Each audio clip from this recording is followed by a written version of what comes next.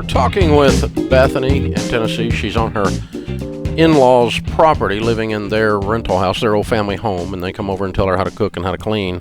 She didn't like that. She's getting angry about it. And her husband's taking a job as security guard because he's no longer in the police academy.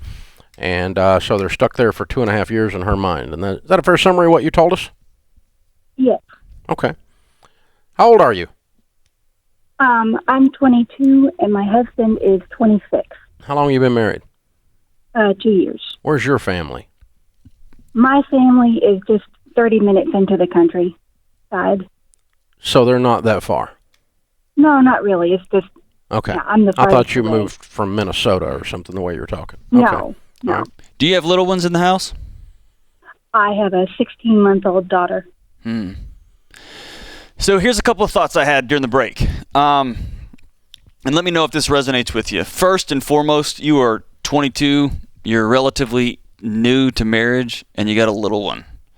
Nothing in your life is going to feel stable. Nothing's going to feel like you think it's supposed to, or the picture you had in your head of when you get married and you've got a new baby. It all feels messier and clunkier and wonkier than it is. This stage is a pain in the butt. It's awful. And it's beautiful and it's wonderful and it's Pain a in the wreck. butt. Yeah, it's a pain in the butt.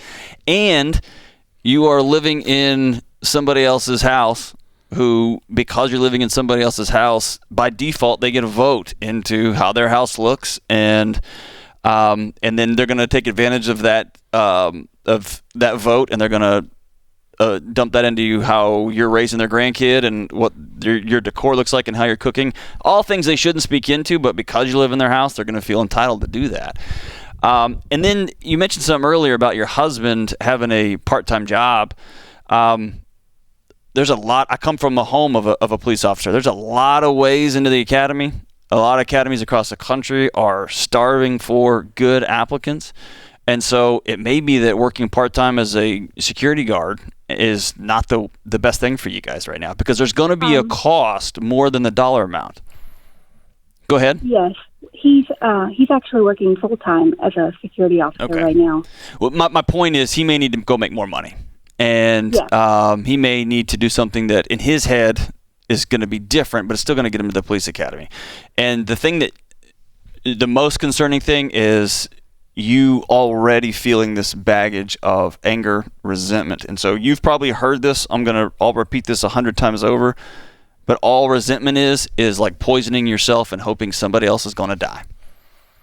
And you are carrying around bricks all day that do nothing but weigh you down. And so what I'm going to suggest to you is to, number one, get with somebody, whether it's a friend, someone who's older and wiser and who's been married and who's got kids and who's been through this road before ahead of you. Sit down with them and talk to them, and they can give you some wisdom on how to put some of these bricks down. And if it's heavier than that, then get with a professional, find somebody, and then sit down and talk values and talk long-term and short-term with your husband. And I know sometimes guys get a plan in their head, and this is the way this is going to be, this is the way it's going to be. But if you're hurting to the point that you sound like you're hurting, you need to have a values conversation with your husband, because I know the rent is cheap. I've had great opportunities where rent is cheap that cost me part of my soul on the back end, and it's just not worth it.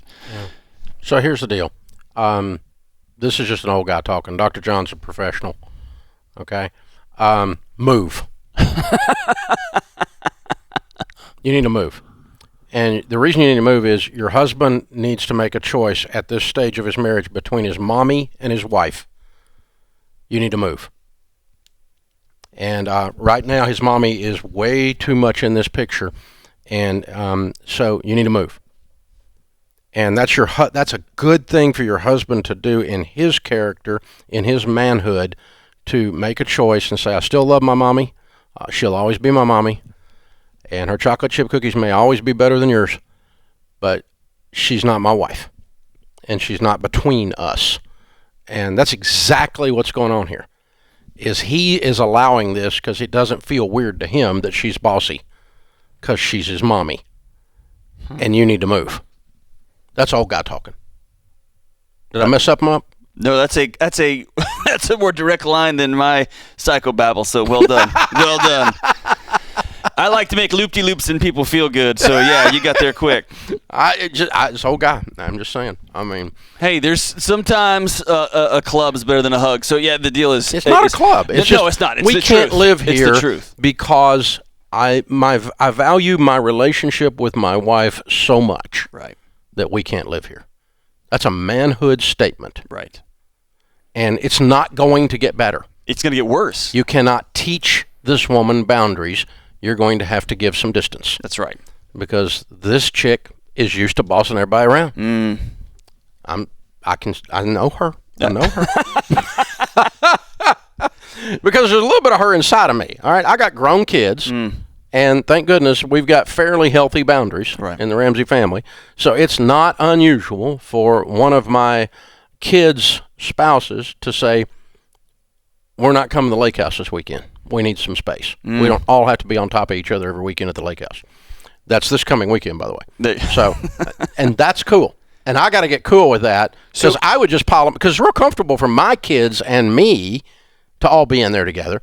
But it's the Outlaws. It's harder for them to be all piled on top of each other relationally and go, that kid's misbehaving and that one's doing that and somebody didn't clean the sink and, all that crap that goes on that you give somebody the side eye, right? Yep. And that happens in any set of relationships, and it takes a lot of work to keep those healthy boundaries inside of every player.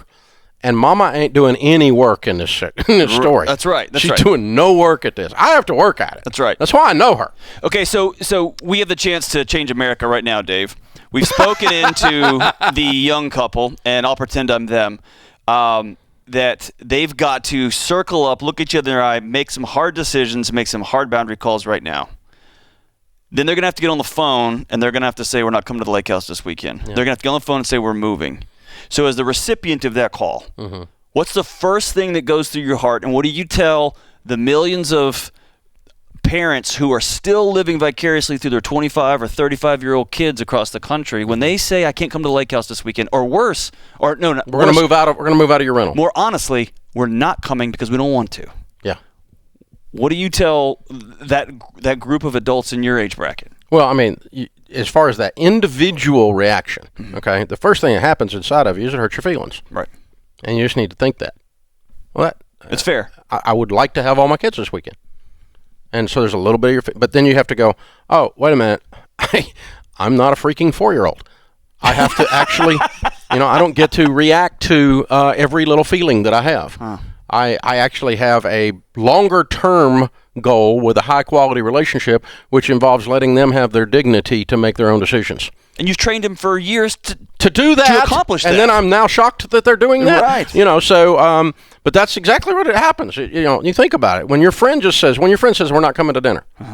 Okay. And, what happens is you go, well, why not? Right.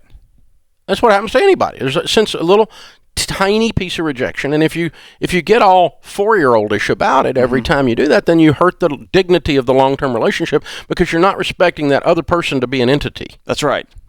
There's somebody that is an extension of my self-esteem. There's someone who's an extension of my well-being. Right. Yeah. Daniel and Allison have been married 2 years. Allison's parents are in Kansas City. They're wonderful people. She's a wonderful girl. They're incredible. But that young couple's been married 2 years. I got to love them enough to give them a little room. That's right. They're newlyweds still. They got to have a little room. And they've got to figure out... Even though I would just keep them right. They've got to figure out how to, together, have joint courage to say, we're not coming to Thanksgiving this year. We're going to do Christmas like this. Yeah, we're going to do Thanksgiving with you this year. And then I have to go bite my little quivering little lip and, be a grown-up because that I didn't want to be that parent that was always a jerk about Thanksgiving. And so I'm getting ready to be. For just a second there, I was getting ready to be. And I got to go, nope, that's not it. Dave, we are solving America's problems. I problems. love the long term more than I like the short term feeling. We are solving America's problems, David Ramsey. If you can solve Thanksgiving, you've done it, man.